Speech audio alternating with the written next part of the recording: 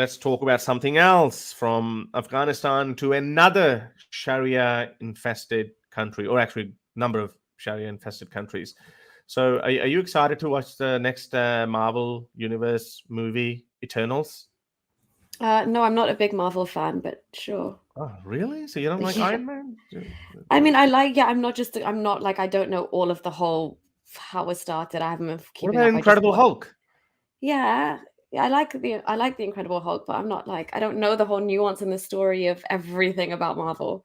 Okay. Anyway, so there's a new movie coming out as the first chapter of the Marvel Universe cinematic universe has come to an end. The Captain America and the Avengers and all of that thing has come to an end. So now they're restarting it, and a new set of characters are coming to surface.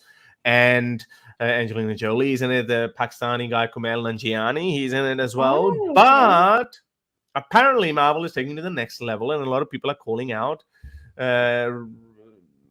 racism in that as well, which there might be some fair comments in that, but it's LGBTQ propaganda apparently they're being accused. So as a result, Eternals banned in Saudi Arabia, Qatar, and Kuwait after Disney refuses gay Oh, cuts. okay. Nice one, So that Disney, for not yeah, pandering. so the Marvel adventure has been pulled from Gulf region markets after sources claim the studio refused to remove a same-sex kiss. Just one kiss. I don't know if it's lesbian kiss or gay men kiss. So Marvel's latest big-budget adventure, Eternals, has been pulled from Saudi Arabia, Qatar, and Kuwait after Disney reportedly refused to cut a same-sex kiss. According to the Hollywood Reporter, the $200 million movie will not be released in the Gulf region countries after being removed from local sites. The studio has yet to comment or confirm, but sources claim that the reason is a kiss between Brian It's a Tyre kiss between Henry's two men. character. Yeah, and his on-screen husband, played by Haz Slayman. Slayman, is that a Muslim name? It marks the Slimane, first yeah, maybe Turkish. it marks the first gay kiss in Marvel Cinematic Universe. There you go. It marks the first gay kiss.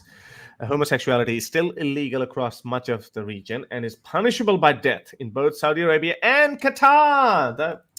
We just spoke about Qatar for all the wrong reasons. A local cinema chain confirmed. Isn't Qatar the Al Jazeera's home Yeah, country? yeah, Doha. Uh, and they're another ones who lecture the world on human rights and everything else. The hypocrisy is dead on these guys. A local cinema chain confirmed to the trade that the film was banned but had no explanation provided. Come on, guys, we're not stupid. We know what that is. In Singapore, Eternals has become the first Marvel Cinematic Universe film to gain an M18 certificate, which restricts audiences to those aged 18 and older. So definitely, even in Singapore, it's not, something tells me it's not the violence, but maybe Singapore is a little bit apprehensive towards homosexuality as well. A spokesperson for the country's Infocom Media Development Authority confirmed that it was a result of homosexual references. I didn't know Singapore was a bit of a homophobic country as well. The film also contains a sex scene between two heterosexual characters, but I guess that's not too Yeah, bad that's for these standard, guys, I yeah. guess. So that's okay. No, but even that's a progress in Saudi Arabia and Qatar. Director Chloe Zhao. That No, looks but like a in major Saudi, normally they would blur that anyway. They could Really? So ask, why could they yeah. not blur the same-sex one then? I don't know. I Because they think, could because instead of going taking the route of, hey, look, this is homosexuality, we hate homosexuality, we can't allow you to show, they could actually go and say, hey, look, we have a separate moral code, we don't like even opposite sex kiss scenes, so that's why we're not going to show. So it's irrelevant to us whether there's an opposite sex or same sex, we're just not going to yeah. show a kiss. So Disney might have been more understanding if they had gone down that route, but who knows.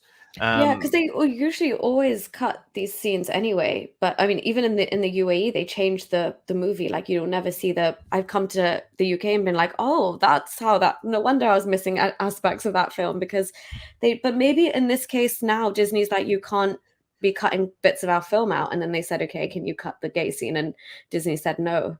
But Yeah. I can't imagine that because I'm sure like even in Dubai there was so many Marvel fans, like they would have like these events where they'd all dress up and stuff as well in character, and like the premiere was a huge deal.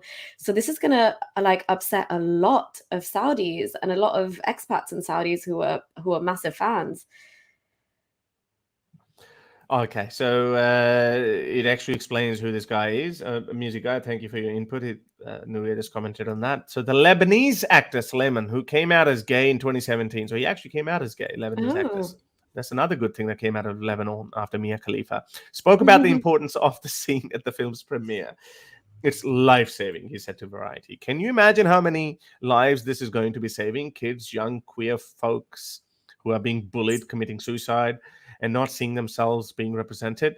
And now they get to see this. It's above and beyond. And I think that's the whole point of soft culture. I remember there was this Aussie guy that I played cricket with, and he all of a sudden he said, Harris, what is this? He's an old-fashioned guy. He's an old guy.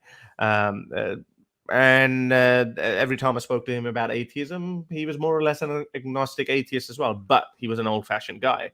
And there was Telstra, which is Australia's largest mobile and telephone provider, Right. telecom company. So they made an ad, I think a couple of years ago, which featured a same-sex couple who were excited to see each other after texting each other, whatever the ad was.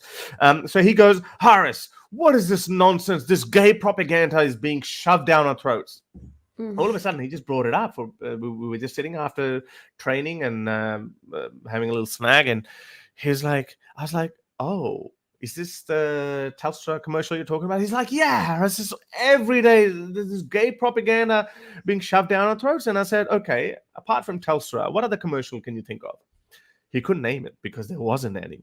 And then we had a little discussion, and then I spoke about this, this depression and suicide rates in the LGBTQ community, and the discrimination that they go through.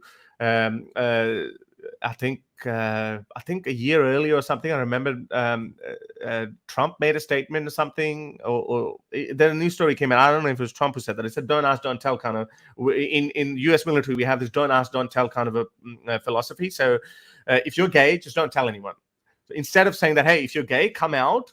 That you are gay, you don't have to be embarrassed about anything. You don't have to hide your homosexuality, and no, that doesn't mean that anyone can bully you for being homosexual. So I brought that up, and I said that these guys are basically trying to enlighten the society even further.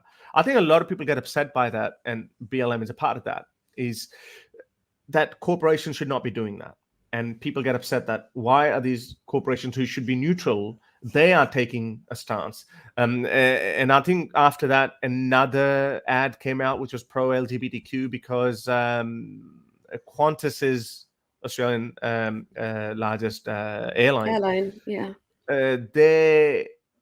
I forgot his name. Jeez, I should have remembered it. Their CEO is an openly gay person as well, so he said that as well. So there was a pro-gay ad. Oh no, I don't think he meant a pro-gay commercial, but I think he gave a pro-gay statement. So he referred to that. All of a sudden, he remembered in the middle of the conversation. I said, "Well, why not? Why we talk about it? Why do we have to just keep seeing the same opposite sex commercials? Like a girl is just sending a text message, a cute smiley to her boyfriend, and we're okay with that. But if we apply your philosophy, then 50 years ago, people were not okay with that either. Yeah. And even today in Islamic countries or more religiously conservative countries, they're not okay with that either. They say you're spreading immodesty.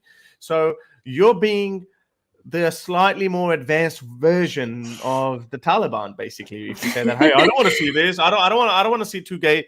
Fair enough. No one is asking you to, and there's a TV show called Spartacus. I don't know if you watched that. There are a lot of sex scenes in there, straight sex and also same sex. And even initially, I was like, "Oh, I don't want to see that. I don't want to see that." But then, after some time, like if a gay couple makes out, it actually doesn't bother me.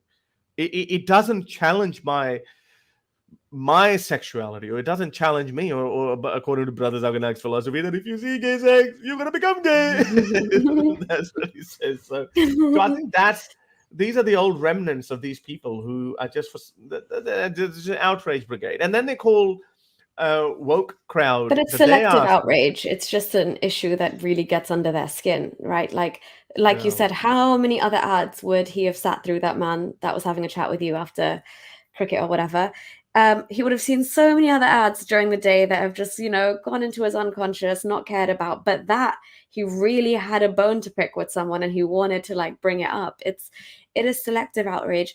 But just coming back to the Saudi issue for a second as well, like genuinely them not putting it out there in or screening it like from like a government perspective or giving it the green light to go ahead, you're going to get this easily in Saudi. Like it's going to come out in pirated versions anyway. The public of Saudi Arabia, these girls and boys will see it. They already see whatever it is they want to see. Like, VPN is a real thing. People they have their ways. In these countries, they are experts at bypassing the system. I mean, everyone's been there and done it. That if you want to watch a movie, you'll find it. You will go find any link online that would stream it, but it's so doable. So for them to think that just going up and banning it outright because of a gay scene, because half of their so many Saudis are actually closeted gays anyway, and they have places where there are gay parties taking place because, again, what you ban outright takes place underground anyway.